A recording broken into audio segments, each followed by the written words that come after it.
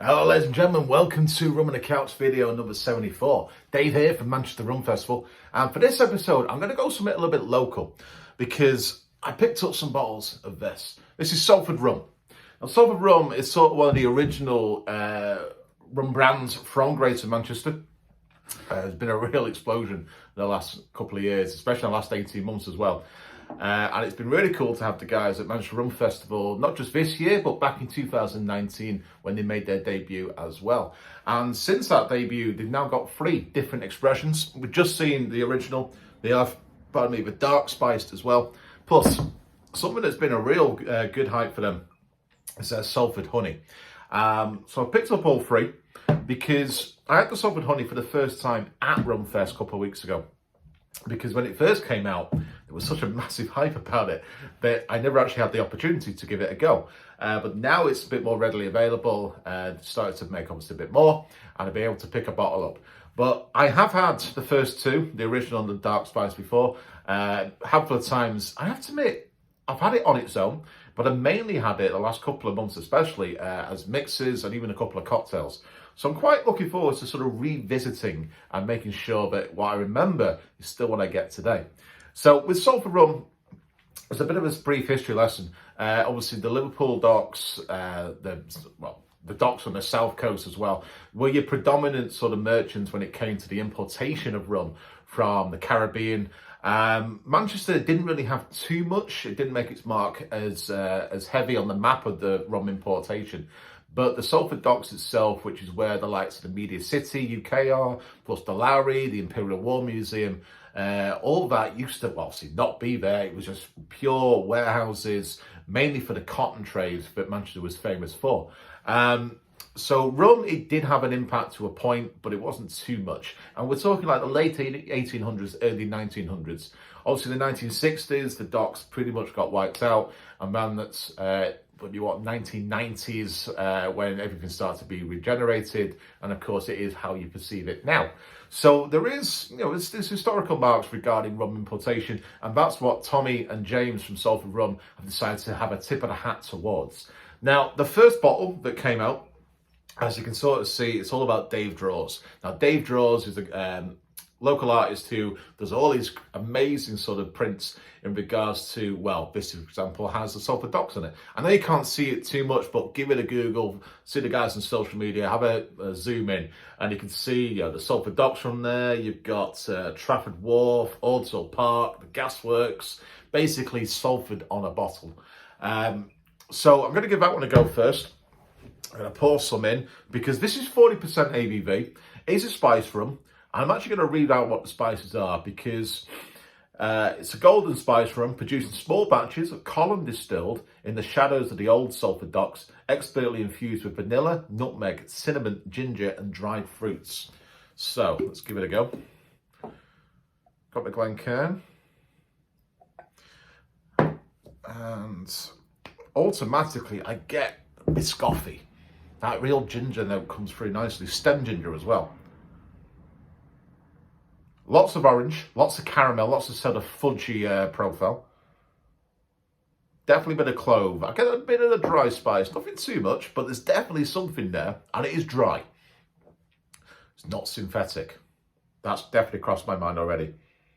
It's a lot fresher, a little bit dry, like I say. It's kind of got that more like a powder aroma than, say, physical, bark or roots or anything like that. That's a good aroma. You're kind of getting a bit of everything as you read the bottle. That's what you get, and that's a good sign. I'm not struggling to pick up anything in particular. Okay, so give it a go. 40% ABV spice rum from Manchester.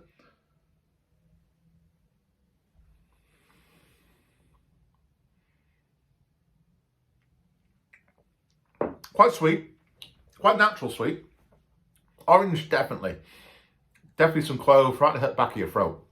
Cinnamon comes through nicely, but ginger especially. I think that's more stem ginger, you kind of have that crystallized feel to it. Very long. Starting to really bump up. Kind of run, I can't speak words. Really nice warming feeling towards it. Something else there as well, actually.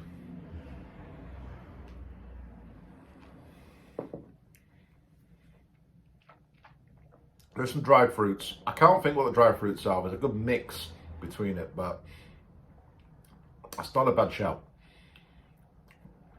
I get the rum. The first style of rum that comes across my mind is Guyana. So it wouldn't surprise me if this is a Guyanese base that Tommy and James have then added these spices towards. But it's not a bad shout. And like I say, I've had that in a rum and cola. And it works. It works really well. And I'm really happy that it is 40% ABV. So, one of our latest ones that came out a couple of years ago, still 40%. This is dark spiced. Let's have a quick look if there's any difference. Dark spiced rum delivers flavours of, so vanilla, coconut, burnt caramel and cloves, making the perfect pairing with cola or ginger beer.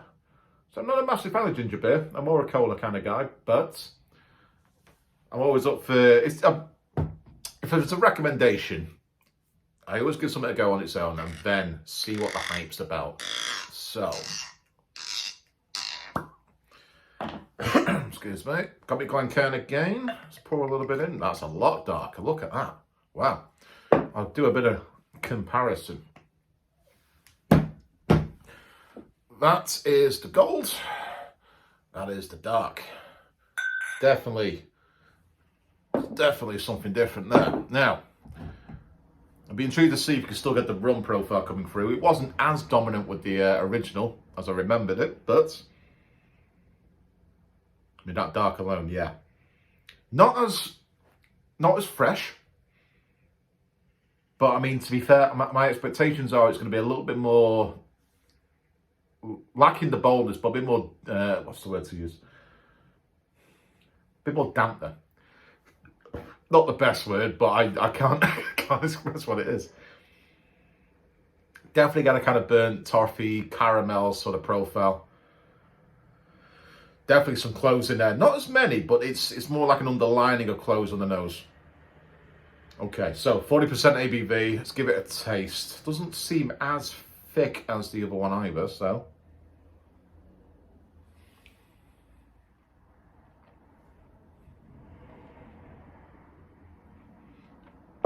Definitely a lot richer. A lot more clovier as well. Really, really shining through with the cloves. There's that kind of burnt molasses profile. It's a lot heavier. It's actually a lot thinner, but a lot heavy with the intensity.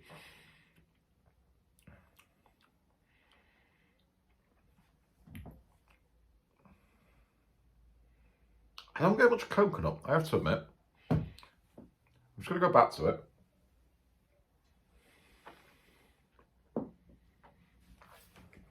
Now, not as much coconut as I was kind of hoping there. But there is that kind of toasted vibe. So maybe it's a bit of a toasted coconut profile towards it, maybe. But I'm getting a lot more cloves. I do see that working with cola. I can even try that with ginger beer, to be fair. Probably not a fiery one, because I think the fiery ginger beer would start to really oomph the cloves a bit too much in my mind. But a nice, light, soft ginger beer could work quite nicely with that for sure. Okay, that's a good call. So, Salford honey. This one is blended with locally produced honey, delivering a natural, sweet and floral notes.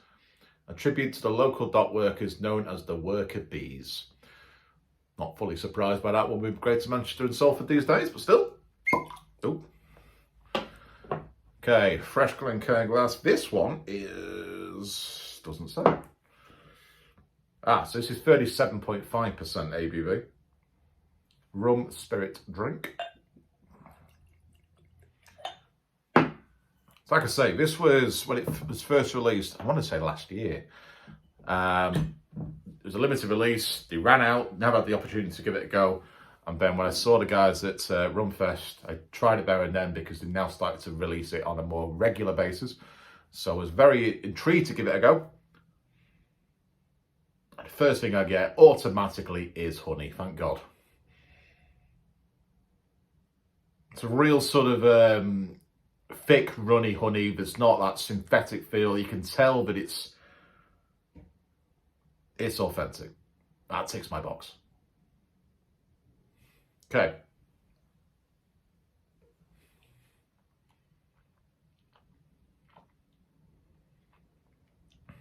Thick.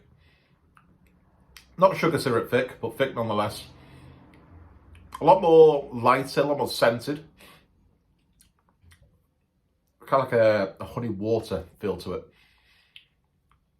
You don't get as much of the rum coming through, but I think that may just be down to the fact I'm still thinking it's Guyana. But the honey is, you get a honey, you get a little bit of the rum. So it's not fully balanced as I would like it to be. However, it definitely ticks the box of a honey rum.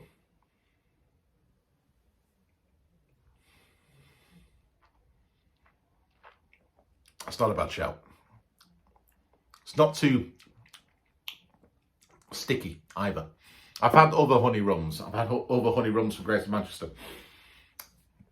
This is one of the better ones, if not one of the best. You get honey, fresh honey at that. It's not synthetic.